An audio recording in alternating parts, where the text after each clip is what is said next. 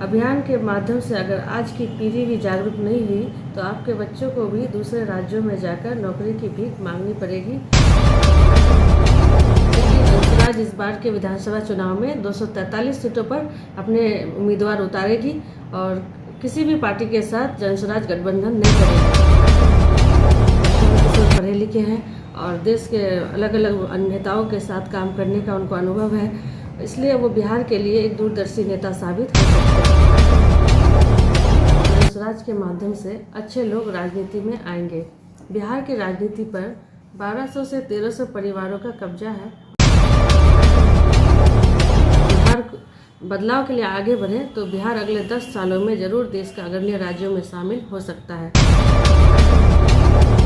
उन्होंने कहा है कि महिलाओं की भागीदारी को और उन्हें निर्णय लेने की प्रक्रिया में शामिल करना जनसुराज का प्रमुख उद्देश्य है। जी, मेरा नाम शाइस्ता तवाना है। मैं बहादुरगंज भटावारी क्षेत्र से ताल्लुक़ रखती हूँ और मेरे हस्बैंड का नाम है अलहाज मोहम्मद मंजर आलम और मैं जनाब मास्टर अब्दुल गनी साहब मरहूम की बहू। सलाम आदाब, मैं रमीज़ रेज़ा, आप देख रहे हैं KTV लाइव। हम आज आपको एक ऐसी महिला से मिलाने वाले हैं जो बहादुरगंज से ताल्लुक़ रखती है और लगातार जनसुराज से जुड़कर लोगों के बीच जाने का काम वो कर रही है। क्या रीज़न है, क्या उनकी सोच है जनसुराज पार्टी की, क्या अपनी मंशा है, तमाम तर चीज़ों पर हम बात करेंगे। दरअसल मेरी मुराद बहादुरगंज भटावारी से ताल्लुक़ रखने वाली शाइस्ता तवाना से हैं, जो कि डॉक्टर अलहाज मंजर साहब की वाइफ है। चलिए हम आज उनसे मिलेंगे, तमाम तर चीज़ों को लेकर उनसे बातचीत करेंगे। जनसुराज की जब बहादुरगंज में मीटिंग हुई थी, पटना की मीटिंग की बात करें या किशनगंज में जो प्रोग्राम होते हैं, तमाम तर चीज़ों में शाइस्ता तवाना एक महिला होकर के उसमें बढ़ चढ़ कर हिस्सा लेती है। आखिर ये जो हिस्सेदारी है, ये जो पॉलिटिकल क्षेत्र में वो नज़र आ रही है, इसके पीछे की रीज़न क्या है? क्या ऐसा तो नहीं कि आने वाले 2025 के विधानसभा की तैयारी हो रही है या फिर समाज सेवा के नेर से या फिर जनसुराज की जो नीतियां हैं, जो अच्छी अच्छी बातें कही जा रही है। प्रशांत अक्सर कहते हैं कि वो बिहार को बदलना चाहते हैं, वो नेता बनने के इरादे से नहीं आए हैं। वो चाहते हैं कि पलायन रुके, वो चाहते हैं कि हर किसी को उनकी भागीदारी मिले। वो चाहते हैं कि आज बिहार मजदूरों को पैदा करने की फैक्ट्री बन चुका है, तो हम मजदूर पैदा करने की फैक्ट्री कब तक बने रहेंगे? हमारे यहाँ कल कारखाने कब लगेंगे? हमारे बच्चे बिहार में रहकर अपनी रोजगार कब करेंगे? हालांकि जब आप जनसुराज को सुनेंगे, जब आप प्रशांत को सुनेंगे, तो आपको भी लगेगा एक जिम्मेदार नागरिक होने के नाते कि इन बातों में तो सच्चाई है। लेकिन सवाल यहाँ पर ये कायम होता है कि उनकी कथनी और करनी में क्या अंतर है या फिर क्या चीज़ हो पाता है। इसके लिए हमें इंतजार करना पड़ेगा। अगर जनसुराज जीत जाती है, प्रशांत किशोर की पार्टी जीत जाती है, तो क्या वो जो बोल रहे हैं उस पर खरा उतर पाएंगे या फिर दिगर पार्टियों की तरह हम में नंगे हो जाएंगे? तो इन तमाम तर चीज़ों के लिए हमें वक्त का इंतजार करना पड़ेगा। 2025 के लिए इंतजार करना पड़ेगा। 2025 के लिए और बहुत ज़्यादा लंबा वक्त नहीं है। तमाम तर पार्टियां अपनी जोर लगा रही है और जनसुराज जब से सक्रिय हुआ है तो बिहार की कुछ ऐसी भी पार्टियां हैं जिनके पेट में दर्द और ऐठन भी होना शुरू हो चुका है। तो साबित होता है कि प्रशांत की जो रणनीतियां हैं, वो रणनीतियां बिहार में काम कर रही है और हो सकता है 2025 में प्रशांत कुछ ऐसा करे जो बिहार वासियों के लिए चौंकाने वाला हो। तो चलिए हम मिलते हैं शाइस्ता तवाना से। जनसुराज अभियान का मुख्य उद्देश्य क्या है? जनसुराज अभियान का मुख्य उद्देश्य बिहार में एक समृद्ध समाज का निर्माण करना है। इसका लक्ष्य है कि समाज के योग्य और अच्छे लोग राजनीति में आकर बिहार को प्रगति के पथ पर अग्रसर करें।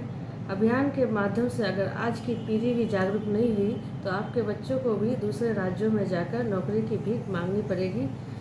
तो बिहार के लोगों को जनसुराज के माध्यम से जगाने का काम भी प्रशांत किशोर जी कर रहे हैं। क्या जो जनसुराज है वो 2025 की जो तैयारियां हैं, क्या कह पाएंगे आप? 2025 में जनसुराज चुनाव के मैदान में चुनाव लड़ेगी? जी, जरूर लड़ेगी। जनसुराज इस बार के विधानसभा चुनाव में 243 सीटों पर अपने उम्मीदवार उतारेगी और किसी भी पार्टी के साथ जनसुराज गठबंधन नहीं करेगी। और जनसुराज का उद्देश्य है कि बिहार में एक नए और सकारात्मक राजनीतिक बदलाव की शुरुआत हो सके। किशोर जी जिस तरह से बातें कर रहे हैं, जिस तरह से अभियान चला रहे हैं, जिस तरह से बिहार की तरक्की विकास की बात कर रहे हैं, क्या लगता है आगे वो बिहार की उस नेता की जगह को भरपाई कर पाएंगे जिसकी ज़रूरत है बिहार को? क्या एक दूरदर्शी नेता साबित हो पाएंगे प्रशांत किशोर? जी, जरूर हो पाएंगे। प्रशांत किशोर जी अपने हर सभा में कहते हैं कि बिहार के लोगों को लगता है कि जो शर्ट के ऊपर गंजी पहनता है वही नेता बिहार का नेता हो सकता है और वही विकास, उसी से विकास होगा। ऐसा बिल्कुल भी नहीं है। प्रशांत किशोर पढ़े लिखे हैं और देश के अलग अलग नेताओं के साथ काम करने का उनको अनुभव है, इसलिए वो बिहार के लिए एक दूरदर्शी नेता साबित हो सकते हैं। उन्होंने बिहार के पद यात्रा के जरिए गांव-गांव में कहा भी है कि समाज के अच्छे लोग जब तक राजनीतिक में नहीं आएंगे तब तक बिहार का विकास संभव नहीं है। बिहार को प्रगति के पथ पर तभी ले जाया जा सकता है जब समाज के लोग जागरूक होंगे और अपने हक के लिए नेताओं से सवाल करेंगे।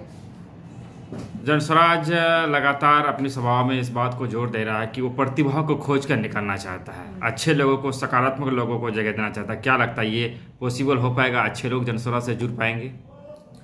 जी, प्रशांत किशोर का मानना है कि जनस्वराज के माध्यम से अच्छे लोग राजनीति में आएंगे। बिहार की राजनीति पर 1200 से 1300 परिवारों का कब्जा है और इन्हीं परिवारों के लोग लगातार विधायक, सांसद बन रहे हैं। उन्होंने कहा है कि वे बिहार के आम परिवारों से लोगों को चुनकर लाना चाहते हैं, जो सही लोगों को चुनकर लाना चाहते हैं, जो ताकि समाज के अच्छे लोग राजनीति में आकर बिहार का विकास कर सके और बिहार को प्रगति के पथ पर अग्रसर कर सके। आर्थिक दृष्टिकोण की बात करें या शैक्षणिक दृष्टिकोण की बात करें, तमाम तर दृष्टिकोण से बिहार भारत के दूसरे राज्यों से पीछे है। जनस्वराज जिस तरह का विजन, जिस तरह का रीजन लेकर चल रहे, क्या लगता है आने वाले 10 सालों में बिहार एक विकसित राज्य या विकासशील राज्य, अग्रणी राज्य की और अग्रसर होता हुआ दिखेगा जनस्वराज के माध्यम से? प्रशांत किशोर के विजन के अनुसार यदि बिहार के लोग एकजुट होकर और जाति धर्म से ऊपर उठकर बदलाव के लिए आगे बढ़ें और बदलाव के लिए आगे बढ़ें तो बिहार अगले 10 सालों में जरूर देश के अग्रणी राज्यों में शामिल हो सकता है।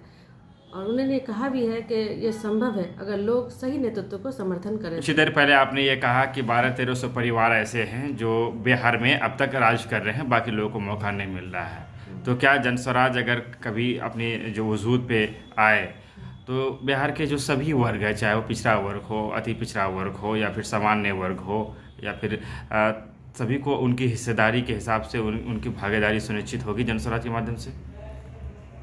जनस्वराज का उद्देश्य है कि सभी वर्गों को संख्या के हिसाब से उचित प्रतिनिधित्व मिले, इससे सभी की आवाज़ सुनी जा सकेगी और सभी के हितों की रक्षा भी की जा सकेगी।